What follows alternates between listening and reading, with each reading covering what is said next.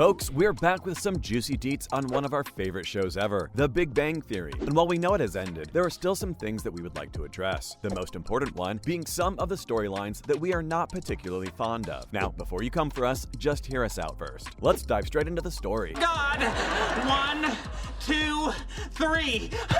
First off, let's talk about why TBBT's Stuart actor didn't play Howard. Here's the thing, in The Big Bang Theory, Kevin Sussman was supposed to play Howard, but as we all know, he ended up playing Stuart instead. Stuart made his debut in The Big Bang Theory Season 2, Episode 20, The Hofstadter Isotope, as the owner of the comic book store where the guys hung out. What's her deal? Is she into you, or does she just hate her parents? Now, while it's true that he went on to become the show's most notable supporting character and the unofficial 8th member of the Pasadena gang, he could have also just been the official member as well by playing Howard Joel Wolowitz, especially when the role of Wolowitz was actually written for Sussman in the first place. At least, that's what Jessica Radloff's book said. So, why didn't he? Apparently, the casting process was done and dusted when he got the call that it couldn't happen because he had previously been optioned by ABC for Ugly Betty and the network wouldn't let him go. The answer is still no. Following up, he lost both roles. The Big Bang Theory co-creator Bill Prady and casting director Ken Miller had a lot to say. According to Prady, Wolowitz was written specifically for Kevin. They adored him, especially after he auditioned for Leonard in the first pilot. Even though his arc on Ugly Betty was completed at the time, they refused to release Kevin from his contract. Now, Miller said that ABC had an option on Kevin and refused to let him go. The sad part is that he was never seen on Ugly Betty again after that either, so they basically took both roles from him. Your contract provides for a 3-day trial period, and I don't think this is working out. Next up, Kevin Sussman's Howard would have been an entirely different version. Sussman acknowledged in the same book how intriguing it was that he was supposed to play Howard, who was so confident and forthright but ended up playing Stuart, who was the polar opposite. The earlier version of Howard, as seen in The Big Bang Theory, was sleazy and even offensive at times. Stuart, on the other hand, had always been awkward around women, though some would admit he was equally too. Kevin's screen test for Howard was never discussed by Prady or any of the Big Bang Theory's executives, so it's difficult to imagine what his version of the character would have been like. But the fact that they developed the role with him in mind indicates that he was good at it. Hello. Moving on, he never mentioned it throughout the 12 seasons. Helberg had no idea that his role as Howard was supposed to be for Sussman before Radloff began working on the book. Hello. Hi, Howard. Am I interrupting?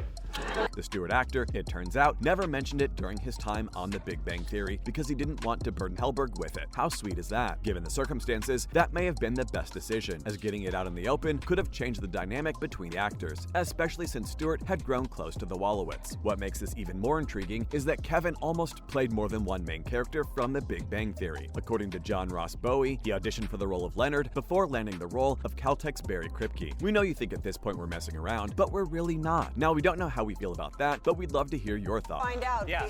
Bringing you here. Yeah, thanks. It's great to be here. Yeah. Coming up, let's talk about the worst storylines on the show. The Big Bang Theory is the longest-running multi-camera comedy in television history, with 279 episodes. And yet, as much as we love the show, not all of those episodes have aged particularly well. Cast members Jim Parsons, Callie Cuoco, Mayim Bialik, Simon Hedberg, and Kunal Nayyar are among those who speak out about the storylines they struggled with at the time, and in some cases, continue to struggle with, in Jessica Radloff's newly released oral history. And they're not alone. Executive producers Chuck Lorre, Lee Aronson, Stephen Milaro, and Steve Holland weigh in on a number of decisions they wish they could change. From the season 4 finale sleepover that sought to shake things up in a big way, to Leonard and Penny's surprise pregnancy that capped their 12-season journey. Yeah, the whole thing seems a little twisted to me, too. First up, at number 5, we'll start with the obvious one, the high IQ sperm bank. In the first episode, Leonard and Sheldon go to a high IQ sperm bank to make deposits. Even stranger, Sheldon's idea is to donate sperm in order to make a little extra money to put towards a faster internet. Are you still mad about the sperm bank? No. Lorre later had the scene pulled from syndication. In the book, he says the scene was wrong. In his mind, the show truly began with Penny, Sheldon, and Leonard's awkward hellos while she was unpacking boxes in her apartment. Oh, hi. Hi. Hi. Hi. Hi. Lorre's assessment is shared by Parsons, but he defends the writing, saying that while the scene seemed out of place, there was no way for the producers to know because no one knew who Sheldon was at the time. The live audience accepted it for what it was. But now it's confusing information, as he understands why Chuck pulled it because the episode is much stronger without it. I suppose that's a fair request. There's no reason we both can't benefit from this experience. Next, at number 4, let's talk about the ditzy blonde girl trope. Laurie is the first to admit that the pilot failed Cuoco. Penny was one of the most underwritten characters in the show early on. He said that it was immediately clear that they hadn't developed the character beyond the pretty girl next door, and Kaylee was certainly capable of doing a lot more than what was asked of her. Right, sweetie?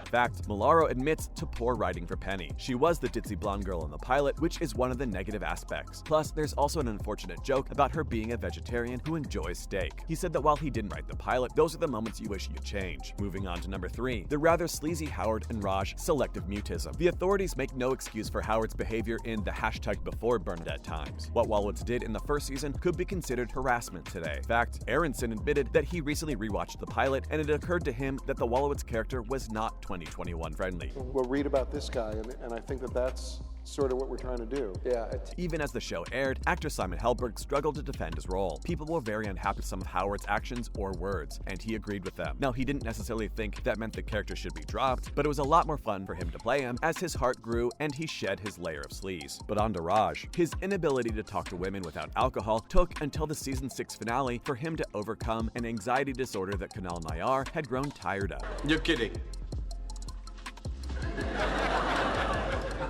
The actor admitted that it was definitely frustrating because there were episodes where he knew he could contribute in several ways, but he was hampered by the character's issue. There were a lot of scenes where he'd sit, and then he'd have to whisper something, and then Simon got to tell the joke. After a while, he'd open scripts to see if he was in scenes with a female character, at which point he realized he wouldn't have much to do. Now, speaking of Raj, we'd like to mention the particular storyline of him and Penny almost doing it. Oh. It's not what it looks like. Following up at number 2 comes the season 4 cliffhanger. Laurie proposed a contentious season 4 cliffhanger involving Raj and Penny in bed together as a way to shake up the group dynamic. Milaro admitted that he didn't like how the season finale ended. In fact, he was pretty upset about it for the entire hiatus. When they returned to work on season 5, he went upstairs to Laurie's office and said something like how this really bothered him. What's more, he believed he had a way out of this while keeping the characters intact. And while Laurie didn't like it, he recognized how important it was to him and agreed. According to Milaro, it was Laurie who came up with the brilliant idea that Raj suffered from premature ejaculation, so nothing happened between Penny. Never thought we'd be grateful for that, honestly. Finally, at number 1, let's talk about Amy's series finale makeover. Mayim Bialik was not pleased with Dr. Fowler's extreme makeover, which happened after the newly minted Nobel Prize winner realized that her sudden fame came at a cost. In fact, she didn't really agree with the writers on this. While she loved getting to wear nicer clothes, and it was a real treat to have my hair cut after having the same style for all those years, it did feel like a betrayal of Amy in some ways. They didn't go crazy and have her dress in ways that didn't look like her, but it was definitely something she struggled with. What did you all think of the makeover? We loved it. No, before I met you, I was a mousy wallflower. But look at me now. And that's a wrap for this video. What's your take on Kevin Sussman playing Howard? Let us know in the comments below, and make sure to give this video a thumbs up, subscribe to our channel for more videos like this. We'll see you in the next one.